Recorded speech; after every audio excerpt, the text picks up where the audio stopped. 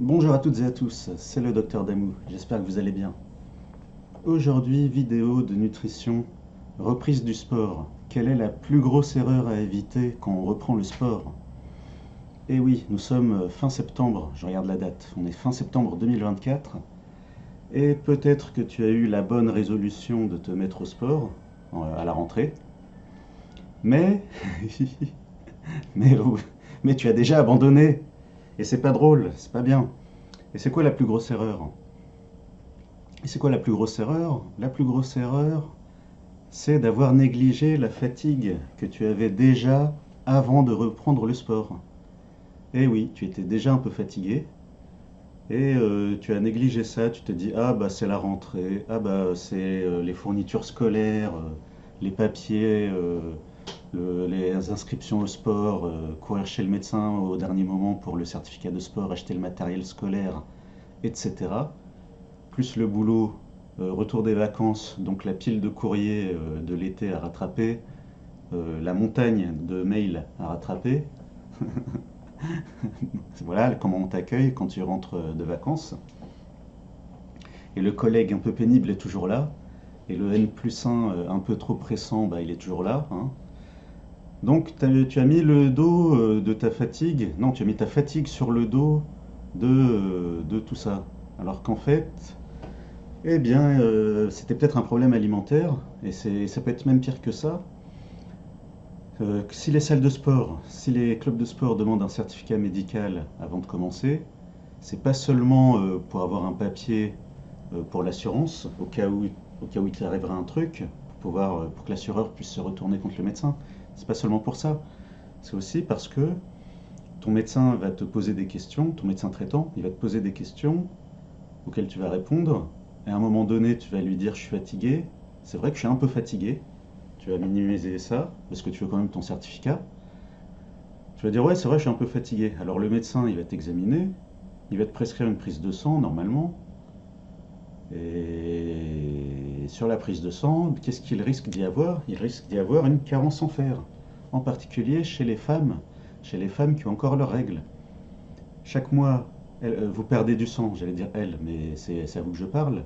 Chaque mois, vous perdez du sang, donc vous perdez du fer, donc risque de carence en fer. Et ça peut suffire à donner un peu de fatigue, voire beaucoup de fatigue si ça s'aggrave en anémie.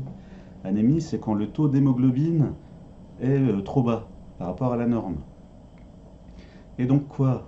Ah oui, statistiquement. Alors pourquoi je vous parle de ça? Parce que statistiquement, c'est un gros problème. Source amélie.fr, le site de la sécurité sociale, sur les femmes en âge de procréer. Voilà, c'est le jargon médical. Femmes en âge de procréer. Concrètement, c'est des femmes qui ont leurs règles ou qui sont enceintes. Bah, concrètement, statistiquement, il y a 25%. Ouais, j'aime pas parler directement comme ça, mais j'ai pas envie de passer une heure à faire le montage. Donc statistiquement, il y a 25% de femmes en âge de procréer qui ont une carence en fer. Et sur les femmes en âge de procréer en France, au moment où a été fait l'étude, le sondage, enfin l'étude du coup, parce qu'il fallait l'épreuve, eh bien il y en avait 5% qui étaient en anémie. Et c'est grave en fait, c'est grave. Et en plus, l'anémie et la carence en fer, ça peut avoir d'autres causes que juste les règles. Ça peut être un saignement d'origine digestive qui est passé inaperçu. Ça peut être de l'inflammation quelque part dans le corps, qui au bout d'un moment peut finir par donner de l'anémie. Donc c'est un problème grave en fait. Et la carence en fer avérée, ça se traite pas juste en mangeant de la viande rouge et du foie, non. Il faut des suppléments prescrits par le médecin. Et c'est pris en charge par la Sécu. Donc ça c'est important. Donc si vous négligez ça, j'allais dire, oui, quand je regarde comme ça, ça c'est le regard de est-ce que je vais le dire ou pas? Eh bien oui, je vais le dire. Eh bien, si vous tombez sur un médecin traitant qui minimise le symptôme fatigue, il risque de ne pas vous prescrire de prise de sang et il risque de passer à côté de votre carence en fer. Donc vous allez faire du sport, ça va encore plus utiliser de nutriments. Ouais, parce que la deuxième erreur, ouais, la principale erreur, je l'ai dite.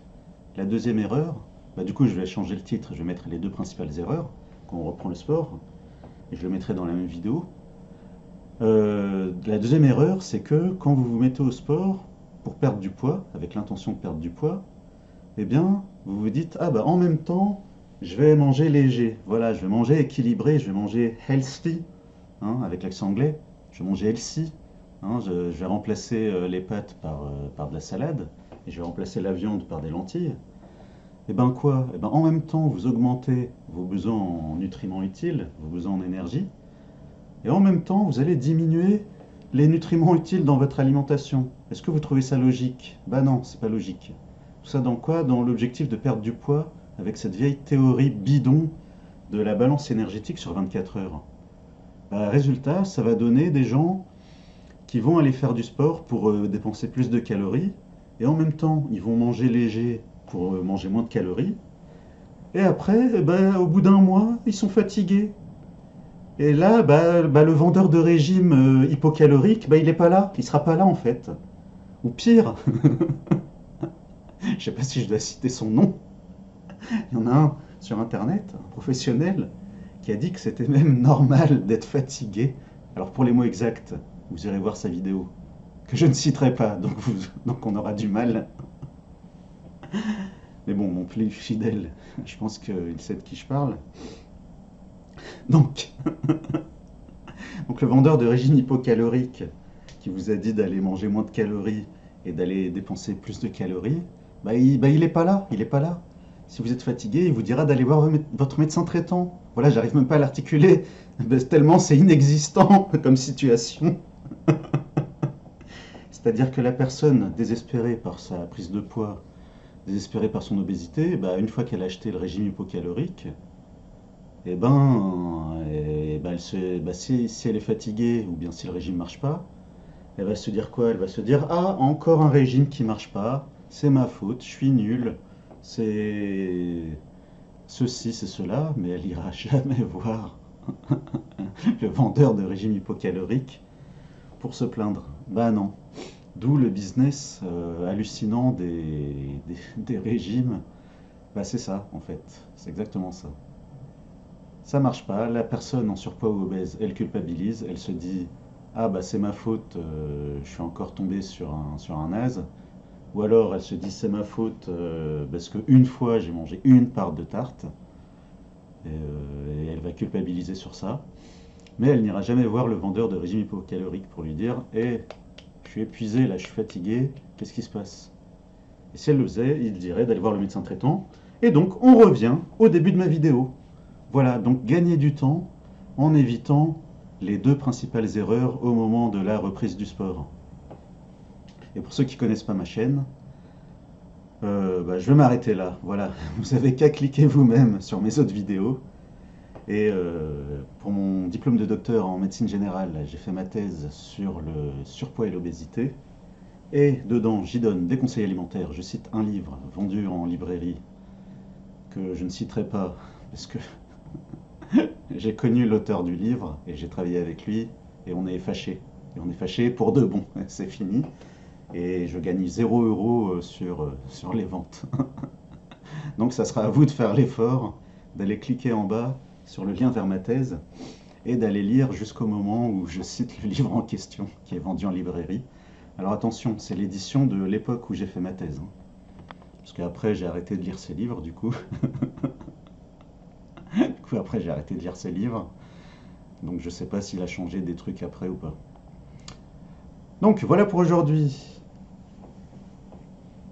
Si ça vous a plu, pensez à mettre un like, pensez à vous abonner si ce n'est pas déjà fait. Et je vais essayer de faire réparer mon micro hors de prix qui marche déjà plus. C'est peut-être le câble, le câble qui sert à brancher, c'est peut-être ça.